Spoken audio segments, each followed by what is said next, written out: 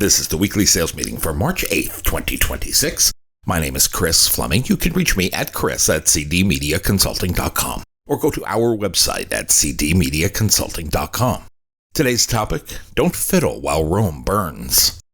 Ancient Rome was the scene of the Great Fire in the year 64 AD. From this event, we are given the image and the age-old phrase of an emperor, Nero, playing the fiddle while Rome itself was on fire. Hence, Nero fiddled while Rome burned.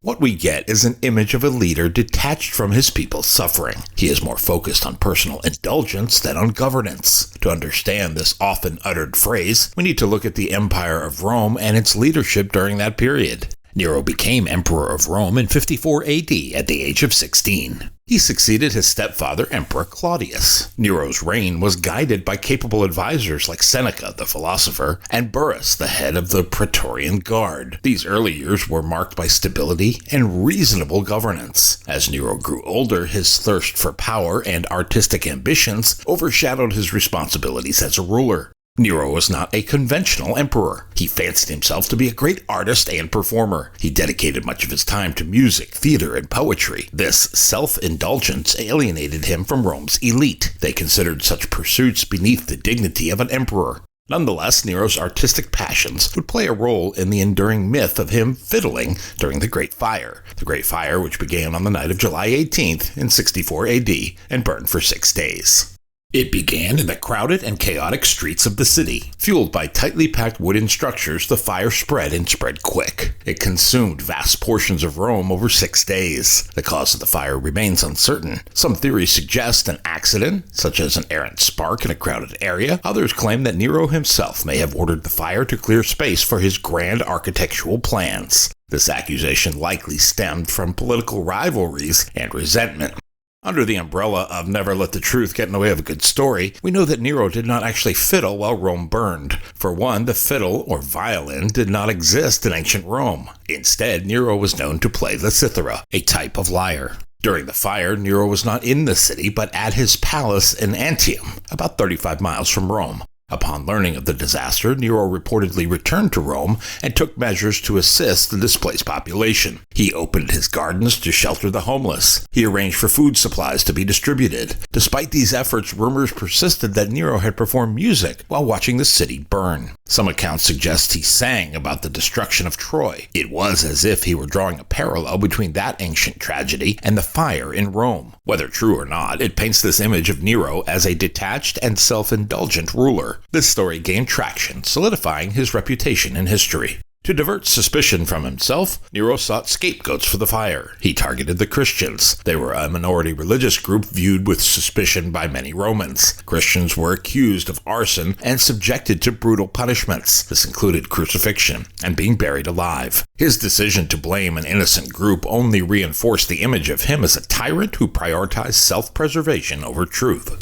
The story of Nero fiddling while Rome burned has endured for centuries, but historians continue to debate its accuracy. Modern historians acknowledge that Nero's actions during the fire were controversial, but the image of him playing music amid the flames is likely an exaggeration. It is more plausible that his artistic inclinations and public performances created this perception. It painted him as a ruler out of touch with reality.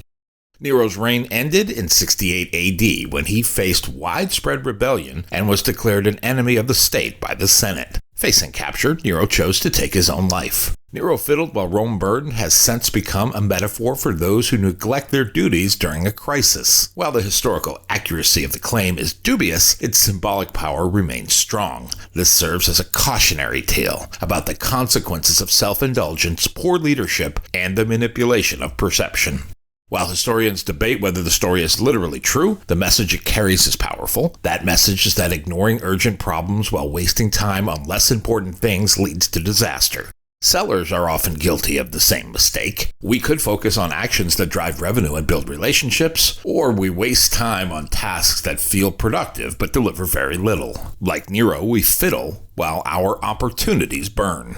Time is one of the most valuable resources. Every minute spent on low-value tasks is a minute stolen from prospecting. It is stolen from building trust. It is stolen from time spent closing deals. Yet research shows that sellers spend shockingly little time on actual selling activities. A study by Salesforce found that most professional sellers spend only 34% of our time selling. The rest of our time is taken up by administrative work, or it is taken up by internal meetings, or it is taken up by other distractions. When the majority of your day is spent on things that don't move deals forward, it is no wonder so many pipelines dry up. It is like standing in the middle of a burning city and deciding it's a good time to practice your violin. The temptation to stay busy rather than effective is strong. Psychologists call this busy work. It tricks the brain into feeling productive without being productive.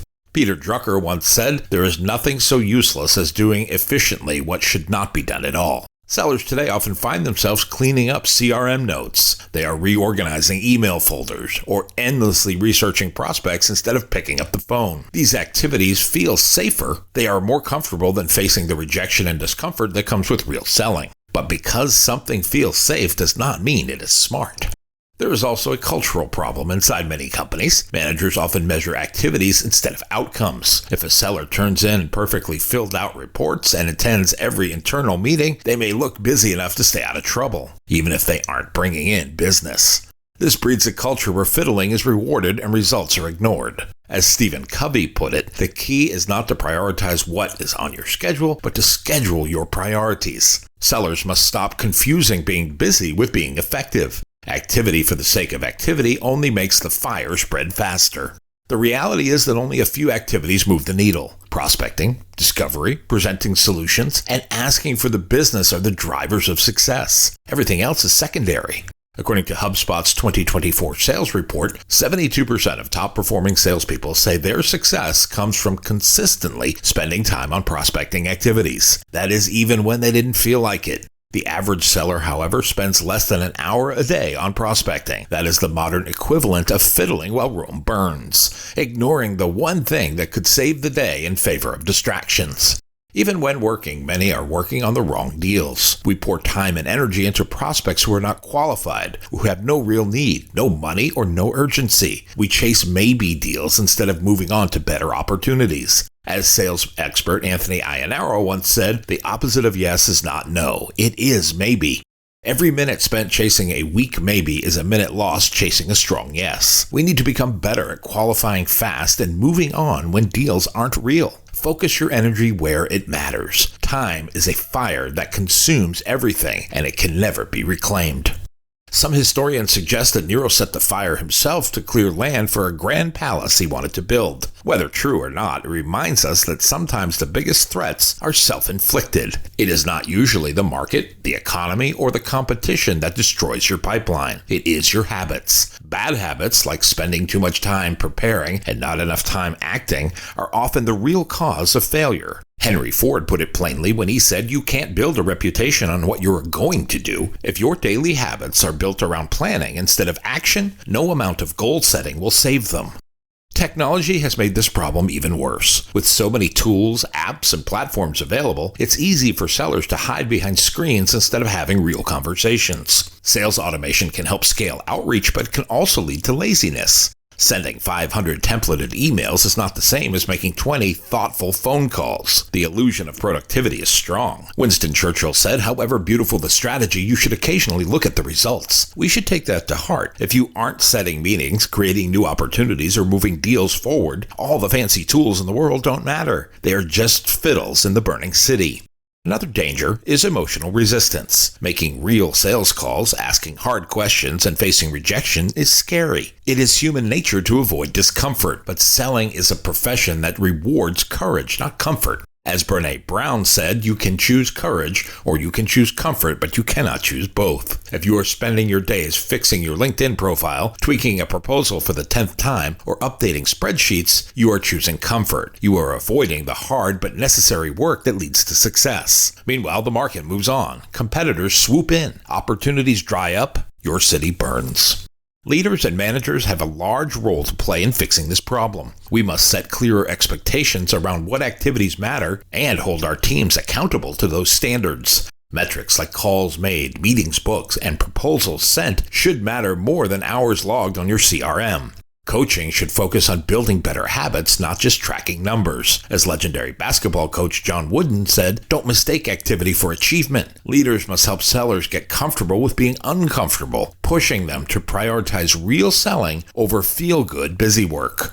The future belongs to sellers who can focus. In a noisy world full of endless distractions, focus is a superpower. Research from McKinsey shows that high performers are 400% more productive than average performers. This is mainly because they focus better. They spend their energy on the few things that really matter. That means focusing on finding new prospects. It means building trust, identifying problems, proposing solutions, and asking for commitments. Everything else is background noise. Sellers who learn to prioritize these actions will thrive. Those who don't will be left playing their fiddles over the ashes of lost opportunities.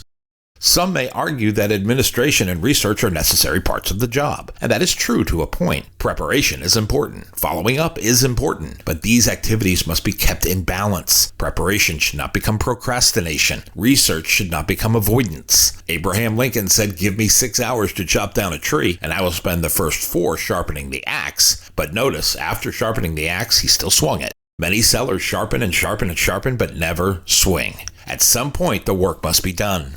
Sellers today must act like leaders of their own small empires. We must choose to act, work on the right things, and protect our opportunities. Inaction, distraction, and comfort-seeking behaviors are acts of self-sabotage.